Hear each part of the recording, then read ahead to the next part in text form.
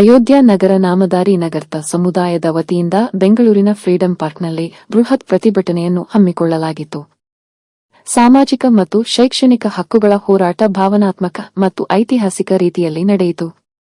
ರಾಜ್ಯದ ವಿವಿಧ ಭಾಗಗಳಿಂದ ಸಾವಿರಾರು ಸಮುದಾಯದ ಜನರು, ಮಹಿಳೆಯರು, ಕಾಲೇಜು ವಿದ್ಯಾರ್ಥಿಗಳು, ರೈತರು, ಕೂಲಿ ಕಾರ್ಮಿಕರು, ಹಿರಿಯ ನಾಗರಿಕರು ಮತ್ತು ಯುವಕರು ಭಾಗವಹಿಸಿ ಮನವಿ ಸಲ್ಲಿಸಿ ತಮ್ಮ ಸಾಮಾಜಿಕ, ಶೈಕ್ಷಣಿಕ ಮತ್ತು ಆರ್ಥಿಕ ಸಮಸ್ಯೆಗಳನ್ನು ವ್ಯಕ್ತಪಡಿಸಿದರು. ಎನ್ಜಿಎಂ ನ್ಯೂಸ್ ಜೊತೆ ಮಾತನಾಡಿದರು. ಸರ್, ನನ್ನ ಹೆಸರು ಶ್ರೀನಿವಾಸ್ ಶೆಟ್ಟಿ ಅಂತ. ನಾವು ಕೋಲಾರ ಜಿಲ್ಲೆಯಿಂದ ಈ ಒಂದು ನಾಮಧಾರಿ ನಗರದ ಏನು ಅಯೋಧ್ಯ ನಾಮಧಾರಿ ನಗರದ ಒಂದು ಜನಾಂಗದ ಪರವಾಗಿ ಬಂದಿದ್ದೀವಿ. ಏನಾಗಿದೆ ಅಂದರೆ, ನಮ್ಮ ಜನಾಂಗ ಸುಮಾರು 4-5 ಡಿಸ್ಟ್ರಿಕ್ಟ್ಗಳಲ್ಲಿ ಜನಸಂಖ್ಯೆ ಇದೆ. ಅಂದರೆ ಅಲ್ಪರಲ್ಲಿ ಅಲ್ಪಸಂಖ್ಯಾತ ಇದುವರೆಗೂ ಆಗಲಿ ಒಂದು ಸರ್ಕಾರದ ಮಟ್ಟದಲ್ಲಿ ಗುರುತಿಸಿಲ್ಲ. ಗೆಜೆಟಲ್ಲಿ ಇದುವರೆಗೂ ನಮ್ಮ ಜನಾಂಗದ ಏನು ನಾಮಧಾರಿ ನಗರದ ಬಗ್ಗೆ ಎಲ್ಲೇ ಆಗಿರ್ತಕ್ಕಂಥ ಒಂದು ನಮ್ಮ ಹೆಸರನ್ನು ಇಲ್ಲ. ಇವತ್ತು ನಾವು ಆರ್ಥಿಕವಾಗಿ ಮತ್ತು ಸಾಮಾಜಿಕವಾಗಿ ಹಿಂದುಳಿದ ವರ್ಗವಾಗಿದ್ದು ಇರೋದರಿಂದ ಸಹ ಆಗಲಿ ನಮ್ಮ ಸರ್ಕಾರ ಮಟ್ಟದಲ್ಲಿ ಇದುವರೆಗೂ ಗುರುತಿಸಿಲ್ಲ. ಅದರಿಂದ ನಾವು ಇವತ್ತು ಏನು ಇಲ್ಲಿ ಬಂದಿದ್ದೀವಿ, ನಮ್ಮ ಜನಾಂಗ ಒಂದು ಒಗ್ಗೂಡಿಸಿಕೊಂಡು ನಾವು ಜಿಲ್ಲಾ ಮಟ್ಟದಲ್ಲಿ ಒಂದು ಹೋಬಳಿ ಮಟ್ಟದಲ್ಲಿ ಸಹ ಹೋರಾಟ ಮಾಡಿಕೊಂಡು ಇವತ್ತು ರಾಜ್ಯ ಮಟ್ಟದಲ್ಲಿ ಒಂದು ಸರ್ಕಾರ, ಒಂದು ಮುಖ್ಯಮಂತ್ರಿಗಳ ತನಕ ನಾವು ಈ ಒಂದು ನಮ್ಮ ಒಂದು ಬೇಡಿಕೆ ಏನಿದೆ ಅದನ್ನು ಬೇಕು ಅಂತ. ಏನು ಒಂದು ಜಾತಿ ಪ್ರಮಾಣ ಪತ್ರ ಬೇಕು ಅಂದರೆ ಒಂದು RD ನಂಬರ್ ಬೇಕು. ಆ RD ನಂಬರ್ ಬೇಕು ಅಂತ ಹೇಳಿದ್ರೆ ಒಂದು ಗೆಜೆಟಲ್ಲಿ ನಮ್ಮ ಜಾತಿ ಜನಾಂಗ ಎಷ್ಟು ಜನಸಂಖ್ಯೆ ಇದೆ, ಅವರ ಒಂದು ಕುಲಕಸಬೇನು, ಅವರ ಒಂದು ಆಹಾರ ವಿಚಾರಗಳ ಬಗ್ಗೆ ಬೇಕು. ಅದು ಸಹ ಇದುವರೆಗೂ ನಮ್ಮ ಒಂದು ಜನಾಂಗದ ಬಗ್ಗೆ ಎಲ್ಲೇ ಆಗಿರ್ತಕ್ಕಂಥ ಒಂದು ಎಂಟ್ರಿ. ಸಾಮಾಜಿಕವಾಗಿ ನಮ್ಮ ಒಂದು ಜನಾಂಗ ಕೂಡ ಒಂದು ಹಿಂದುಳಿದಕ್ಕಂಥ ಒಂದು ವರ್ಗ, ಒಂದು ಹಳ್ಳಿಗಾಡಿನಲ್ಲಿ ಕೂಲಿ ಕಾರ್ಮಿಕರಾಗಿರ್ಬೋದು, ಮತ್ತು ಸಣ್ಣ ವ್ಯವಸಾಯ ಆಗಿರ್ಬೋದು, ಮತ್ತು ಸಣ್ಣ ವ್ಯಾಪಾರ ಆಗಿರ್ಬೋದು ನಡೆಸ್ಕೊಂಡು ಬಂದಿದೆ. ಸಮಾಜದಲ್ಲಿ ಸಂವಿಧಾನ, ನಮ್ಮ ಒಂದು ಭಾರತದಲ್ಲಿ ಸಂವಿಧಾನ ಒಂದು ಇದಾದ ನಂತರ ಎಲ್ಲ ಹಿಂದುಳಿದ ಜನಾಂಗಗಳಿಗೂ ಒಂದೊಂದು ಗುಂಪನ್ನು ಕೊಟ್ಟಿದ್ದಾರೆ, ಒಂದು ಕ್ಯಾಟಗಿರಿಯನ್ನು. ಇದುವರೆಗೂ ನಮ್ಮನ್ನು ಅದರಲ್ಲಿ ಗುರುತಿಸಿಲ್ಲ ಅನ್ನೋದೇ ನಮ್ಮ ನೋವು.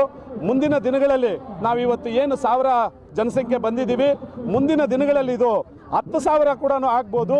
ಸರ್ಕಾರದ ಒಂದು ಮಟ್ಟದಲ್ಲಿ ಇದನ್ನು ಮುಟ್ಟಿಸಬೇಕು ಅನ್ನೋದೇ ನಮ್ಮೆಲ್ಲರ, ನಮ್ಮ ಜನಾಂಗದ ಕೂಗಾಗಿದೆ. ಸರ್, ನಾನು ಬೂದಿಕೋಟೆ ಹೋಬಳಿ, ಬಂಗಾರಪೇಟೆ ತಾಲೂಕು, ಕೋಲಾರ ಡಿಸ್ಟಿಕ್. ನಂದು ಏಮ್ ಏನಿರೋದಂದರೆ, ಗೋಲ್ ಏನಿರೋದಂದರೆ, ನಾನು MBBS ಅಟೆಂಪ್ಟ್ ದ್ವಿತೀಯ PUCಯಲ್ಲಿ 85% ಬಂದಿತ್ತು, SLCಯಲ್ಲಿ 95% ಬಂದಿತ್ತು. ಆದರೆ ನನ್ನ ಫಸ್ಟ್ ಅಟೆಂಪ್ಟಲ್ಲಿ MBBS ಸೀಟಲ್ಲಿ 300 ಮಾರ್ಕ್ಸ್ ಬಂದಿತ್ತು.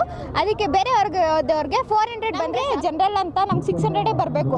ಅದಕ್ಕೆ ನಾವು ತಾಲೂಕು ಮಟ್ಟದಲ್ಲಿ ಹೋಗಿ ಕೇಳಿದ್ದಕ್ಕೆ ರೂರಲ್ ಸರ್ಟಿಫಿಕೇಟ್ ಕೊಡಿ ಅಂತ ಕೇಳಿದ್ರೆ, ನಿಮ್ಮದು RD ನಂಬರೇ ಇಲ್ಲ, ನಾವು ಹೆಂಗೆ ರೂರಲ್ ಸರ್ಟಿಫಿಕೇಟ್ ಕೊಡೋದು ಅಂತ ಅವ್ರು ಏನು ಮಾಡಿದ್ದೀವಿ ಅಂತ. ಪಾಪ ನಾವು ಏನು ಸರ್ಕಾರಕ್ಕೆ ಮಾಡಿದ್ದೀವಿ, ನಮಗೆ ಏನು ನೇಮು ಐಡೆಂಟಿಟಿ ಏನೂ ಇಲ್ಲ ಸರ್ಕಾರದಲ್ಲಿ. ಅದಕ್ಕೋಸ್ಕರ ನಮ್ಗೆ ಜನರಲ್ ಅನ್ನೋ ಒಂದು ಇದು ಮಾತ್ರ ಇದ್ರೆ ಸಾಕ. ಒಬ್ಬೊಬ್ರು ಅದರ್ಸ್ ಅಂತಲೂ ಹಾಕ್ಕೊತಾರೆ ಬೇರೆಯವರು, ನಾವು ಜನರಲ್ಸ್ ಅಂತ ಹಾಕ್ಕೋತೀವಿ. ಇವಾಗ ನೀಟ್ ಎಕ್ಸಾಮಲ್ಲಿ ಏನಾದರೂ ಒಂದು ಕ್ಯಾಸ್ಟ್ ಐಡೆಂಟಿಟಿ ಅನ್ನೋದು ಇರಬೇಕು. ಅದಕ್ಕೋಸ್ಕರ ನಮ್ಗೆ ಏನಾದರೂ ಒಂದು ಐಡೆಂಟಿಟಿ ಕೊಡಿ ಅಂತ ನಾವು ಸರ್ಕಾರಕ್ಕೆ ಕೇಳ್ತೀವಿ. ನಮ್ಗೆ ಹೆಂಗೂ 1 ವರ್ಷ ವೇಸ್ಟ್ ಆಯಿತು ನಂದು. ನೆಕ್ಸ್ಟ್ ನನ್ನ ತಮ್ಮವ್ರಿಗಾದರೂ ಏನಾದರೂ ಯೂಸ್ ಆಗಲಿ, ನಮ್ಮ ವರ್ಗದವ್ರು ಎಲ್ಲ ಫೀಲ್ಡ್ಸಲ್ಲಿ ಇರಬೇಕು ಅನ್ನೋದು ಒಂದು ಆಸೆ. ಅದಕ್ಕೋಸ್ಕರ ನಾವು RD ನಂಬರ್ ಕೊಡಬೇಕಾಗಿ ಎಲ್ಲ ಸರ್ಕಾರ, ಮುಖ್ಯಮಂತ್ರಿಗೂ ಎಲ್ಲರಿಗೂ ನಾನು ಕೇಳ್ಕೊಡೋದು ಇಷ್ಟೇ. ನನ್ನ ಹೆಸರು ತೇಜಸ್ವಿನಿ. ನಾನು ಮಾಸ್ಟರ್ ಡಿಗ್ರಿ ಕಂಪ್ಲೀಟ್ ಮಾಡಿದ್ದೀನಿ, ಪೊಲಿಟಿಕಲ್ ಸೈನ್ಸ್ ಮಾಡಿದ್ದೀನಿ. ಸೊ ನಾನು ಲೆಕ್ಚರರ್ ಆಗಬೇಕು ಅನ್ನೋದು ನನ್ನ ಕನಸಿದೆ. ಅದು KCET ಎಕ್ಸಾಮ್ ಬರೀಲೇಬೇಕು. KCET ಎಕ್ಸಾಮ್ ಬರೀಲಿಕ್ಕೆ ಎಷ್ಟು ಹೋರಾಟ ಬೇಕಿರೋ ನಾನು ಮಾಡೋಕ್ಕೆ ರೆಡಿ ಇದ್ದೀನಿ. ಅದು ಅಪ್ರೂವಲ್, ಯಾಕೆಂದರೆ ಸೈಬರಲ್ಲಿ ಹೋಗಿ ನಾವು ಅಪ್ರೂವಲ್ ಕೊಟ್ಟಿದ್ದೀವಿ ಅಂದರೆ ನಿಮ್ಮದು ಕ್ಯಾಸ್ಟ್ ಇಲ್ಲ ಅಂತ ಕೇಳ್ತಿದ್ದಾರೆ. ನಮ್ಮದು ಮೈನ್ ಪ್ರಾಬ್ಲಮ್ ಏನೂ ಇಲ್ಲ. ನಮ್ಮ ಸಮುದಾಯ ಮಕ್ಕಳು ತುಂಬ ಚೆನ್ನಾಗಿ ಓದ್ತಿದ್ದಾರೆ. ಯಾಕೆ ಯಾವತ್ತಿದ್ರೂ ಹಿಂದೆ ಇರಬೇಕು, ಮುಂದೆ ಬರಬೇಕು. ನಮ್ಮ ಸಮುದಾಯನೂ ಇದೆ, ನಮ್ಮ ಸಮುದಾಯದ ಮಕ್ಕಳು ಚೆನ್ನಾಗಿ ಓದ್ತಿದ್ದಾರೆ ಅನ್ನೋದು ಮುಂದೆ ಬರಲೇಬೇಕು. ಬೇರೆ ಜಾತಿಯವ್ರಿಗೆ ಕಂಪೇರ್ ಮಾಡೋದಾಗಿದ್ದರೆ ನಮ್ಮ ಕ್ಲಾಸಲ್ಲಿ ನಮ್ಮ ಸ್ಟೂಡೆಂಟ್ಸು, ನಮ್ಮ ಫ್ರೆಂಡ್ಸೇ ಎಷ್ಟೇ ಅಡ್ಮಿಷನ್ ಕಟ್ಟಿದ್ರು ಅವ್ರು ರಿಟರ್ನ್ ಬರ್ತಿದೆ, ನಮಗೆ ಬರ್ತಿಲ್ಲ. ಯಾವುದೇ ಥರ ಸ್ಕಾಲರ್ಶಿಪ್ಪು ನಮ್ಗೆ ಬರ್ತಾ ಇಲ್ಲ.